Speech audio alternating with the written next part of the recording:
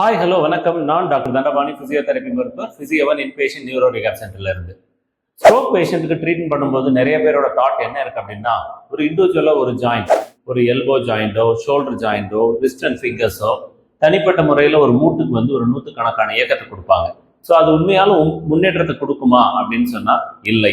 ஏன் இல்லை அப்படின்னா, பிரெயின் எப்பயுமே ஒரு இண்டிவிஜுவலா ஒரு ஜாயிண்டையோ, ஒரு இண்டிவிஜுவலா ஒரு மூமெண்ட்டையோ ரீகலெக்ட் பண்றதோ மெமரி பண்றதோ இல்லை. பிரெயின் எப்பயுமே ஒரு மாஸ் பேட்டர்ன் ஆஃப் மூமெண்ட்டை மட்டும்தான் ரீஸ்டோர் பண்ணும். எப்பயுமே ஒரு மாஸ் பேட்டர்ன் ஆக்டிவிட்டி பேஸ்டாக இருக்கிற விஷயத்த மட்டும்தான் பிரெயின் மெமரியில் வைக்கும். ஸோ அந்த மாதிரி இருக்கிறதுனால நீங்கள் எப்போ ஒரு ட்ரைனிங், ஒரு ஸ்ட்ரோக் பேஷண்ட் ரீஹாபிலிட்டேட் பண்ணாலும் ஒரு ஆக்டிவிட்டி பேஸ்டு ட்ரைனிங் கொடுக்கணும். அந்த மாதிரி பண்ணால் மட்டும்தான் பேஷண்ட் நார்மல்சி கொண்டு வர முடியும். ஸோ அந்த மாதிரி ஒரு ஆக்டிவிட்டி பேஸ்ட் ட்ரைனிங் வேணும் அப்படின்னா பிசியோவன் இன்பேஷன் நியூரோ ரிஹாப் சென்டரை அணுகலாம். நன்றி, வணக்கம்.